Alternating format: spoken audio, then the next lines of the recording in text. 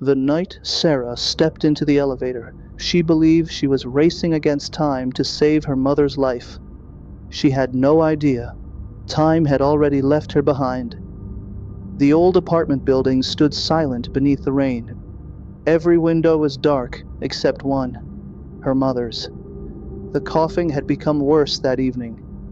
"Sara," her mother whispered weakly, "please, don't worry about me. I'm coming back with your medicine, I promise."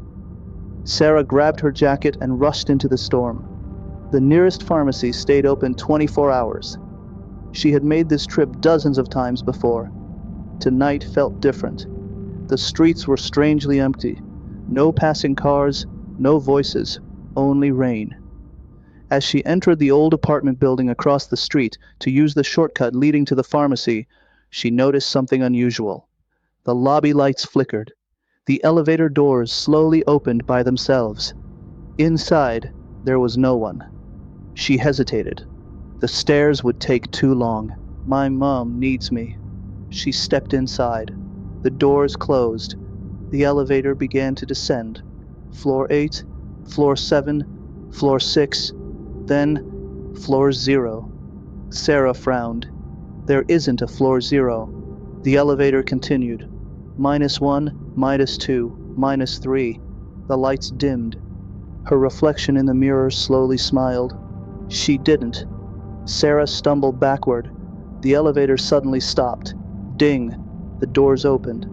Outside stood the hallway of her childhood home. Warm sunlight poured through the windows. She was 8 years old again. Her younger self sat on the floor coloring pictures. Her mother smiled.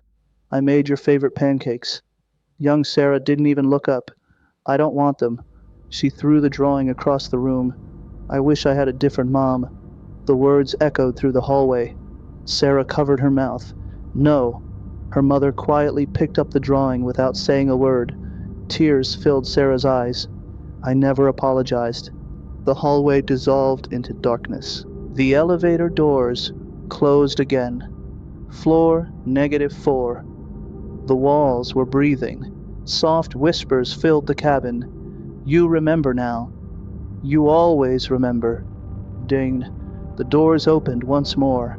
Sara was 16. She watched herself screaming at her exhausted mother. "You ruined my life. You never understand me." Her mother stood silently, holding a birthday cake. The candles slowly burned out. Sara's older self stepped toward them. "Please, I'm sorry." Nobody heard her. The memory continued exactly as before. The cake slipped from her mother's hands. It shattered across the floor. Her mother smiled anyway. "It's okay, sweetheart." Sara collapsed to her knees. It wasn't okay. Darkness swallowed everything again. The elevator moved lower. -9, -10, -11. The digital numbers suddenly changed. Regret. The walls stretched impossibly far. The cabin became much larger, inside than outside. Each corner disappeared into darkness. She turned. No one. Then another step, closer. The mirror reflected dozens of Saras standing behind her. Every version looked older, more tired, more broken. All whispered together, "You always thought there would be tomorrow." The lights went out. When they returned, she was alone. Ding! Another floor. This time, the hospital. Machines beeped softly. Her mother slept in a hospital bed. Sara remembered this night. She had promised to visit. Instead, she chose to attend a party. "I'll come tomorrow." Tomorrow never came. She watched nurses comfort her frightened mother while she stared at the empty doorway, waiting for Sara. The old woman smiled anyway. "My daughter is probably busy." Sara began crying uncontrollably. "I'm here now. I'm here." But memories cannot hear apologies. The hospital faded. The elevator descended again. There were no numbers anymore, only endless darkness beyond the small glass window. From outside the elevator. Impossible. Knock, knock, knock. Sara slowly looked toward the doors. Another knock. A soft woman's voice. "Sara!" It was her mother. She rushed forward. "Mom?" No answer. Only another knock. She pressed the emergency button. Nothing happened. The alarm was silent. The phone was dead. The walls began filling with handwritten words. "Sorry. Too late. Regret.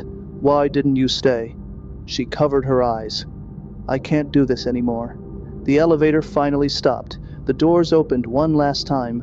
Outside stood a road covered in rain, twisted metal, flashing red and blue lights, police cars, an ambulance. People gathered around something. Sara slowly stepped outside. She walked closer, then froze. Someone lay beneath a white sheet. The paramedic lifted one corner. It was her. Sara stared in horror. Her phone lay shattered beside her. The medicine bag had rolled into the street. A truck driver sat nearby, crying. I never saw her. Sara stepped backward. No, this isn't real. Then she remembered. She had never entered the shortcut building. She had been hit while crossing the road.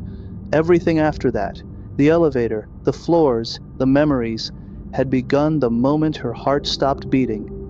A quiet voice echoed behind her. The journey was never downward. It was inward. She turned. The elevator stood waiting with its doors open.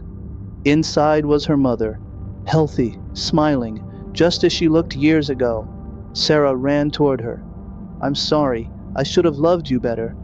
Her mother gently held her face. I always knew you loved me. You simply forgot to show it. Tears streamed down Sara's face. Can you forgive me? Her mother smiled. I forgave you long before you asked. The elevator filled with warm light. For the first time, there were no whispers, no darkness, only silence, peaceful silence. Back in the real world, doctors announced the time of death. Rain continued falling. Sara's phone screen lit up one final time. An unread message from her mother. Drive safely, sweetheart. I love you. No one ever replied. Sometimes the greatest horror isn't being haunted by monsters. It's realizing the people who loved us most spent years waiting for words we believed we had forever to say. And sometimes, tomorrow never comes.